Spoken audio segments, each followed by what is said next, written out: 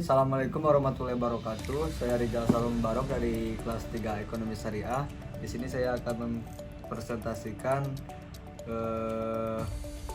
tugas dari aplikasi komputer tentang hukum e-commerce, keamanan, dan cyber law. Hukum e-commerce dibagi menjadi dua, yaitu hukum e-commerce di Indonesia dan hukum e-commerce di internasional. Hukum e-commerce di Indonesia secara signifikasi tidak mencopot aspek transaksi yang dilakukan secara online, akan tetapi ada beberapa hukum yang bisa menjadi pegangan untuk melakukan transaksi secara online. Yang pertama, Undang-Undang No. 8 tahun 1997 tentang dokumen perusahaan. UU Dokumen Perusahaan telah mulai menjangkau ke arah pembuktian dan elektronik. Hukum e-commerce di Indonesia KON. Yang pertama, pasal 1233 KUHP Perdata dengan isinya sebagai berikut. Perikatan lahir karena sesuatu persetujuan atau karena undang-undang, berarti dengan pasal ini perjanjian dalam bentuk apapun diperbolehkan dalam hukum perdata Indonesia. Hukum perjanjian di Indonesia menganut atas kebebasan berkontrak berdasarkan pasal 1338 KUHP Perdata. Asal ini memberi kebebasan kepada para pihak yang sepakat untuk membentuk suatu perjanjian untuk menentukan sendiri bentuk serta isi suatu perjanjian. Dengan demikian, para pihak yang membuat perjanjian dapat mengatur sendiri hubungan hukum di antara mereka.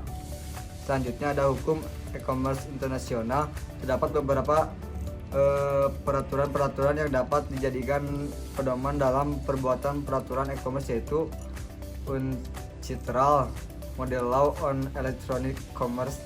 Peraturan ini dibuat oleh Perserikatan Bangsa-Bangsa atau United Nations. Peraturan ini dapat digunakan oleh bangsa-bangsa di dunia ini, baik yang menganut sistem kontinental atau sistem hukum Anglo-Saxon. Hukum e-commerce internasional KON,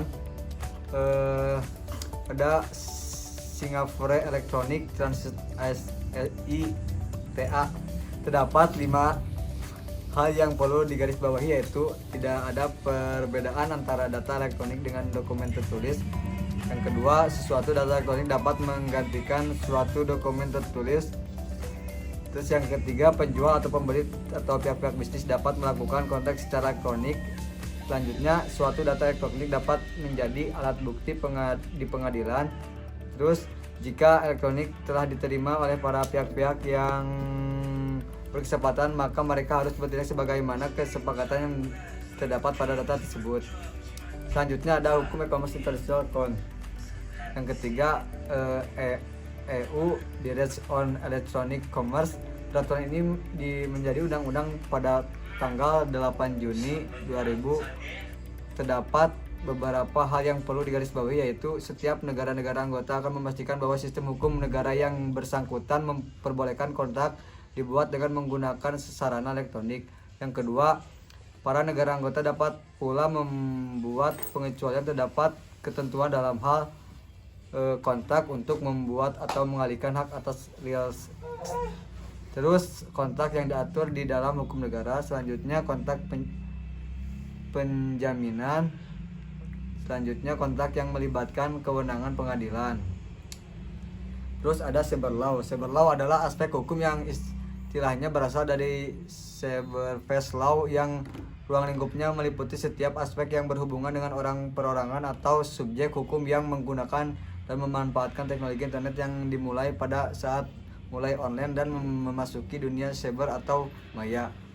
Jenis kejahatan cyber. Aspek hukum terhadap kejahatan cyber. Cyber law. Yang pertama, joy conflicting adalah pemakaian komputer orang lain tanpa izin. Hal ini termasuk pencurian waktu operasi komputer.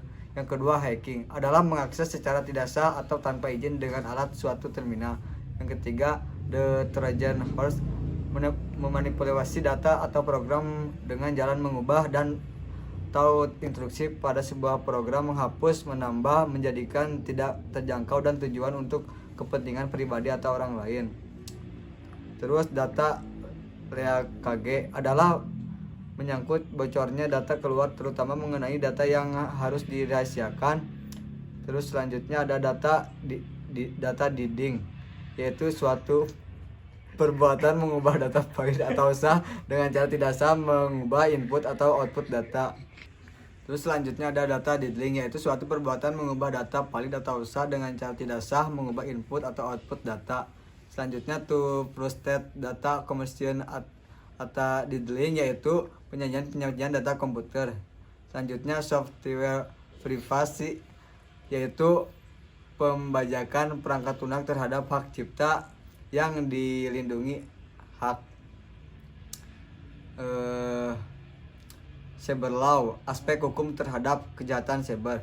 Dalam kaitannya dengan penentuan hukum yang berlaku dikenal beberapa asas yang biasa digunakan, yaitu asas subjektif, territoriality, ajas yang menekankan bahwa keberlakuan hukum ditentukan berdasarkan tempat perbuatan dilakukan dan penyelesaian tindak pidana dilakukan di negara lain.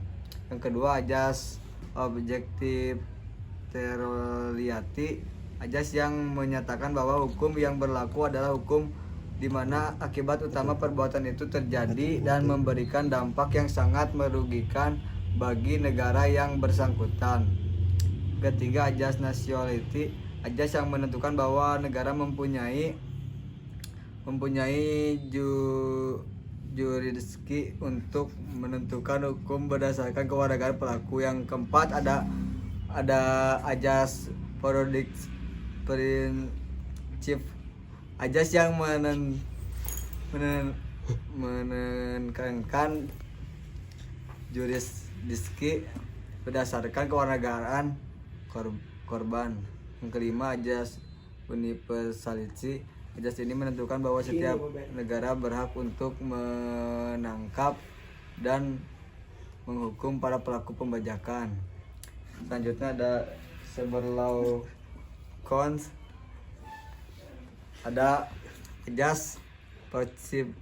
ajas yang menyatakan berlakunya hukum didasarkan atas keinginan negara untuk melindungi kepentingan negara dari kejahatan yang dilakukan di luar wilayahnya, yang umumnya digunakan apabila korban adalah negara atau pemerintah.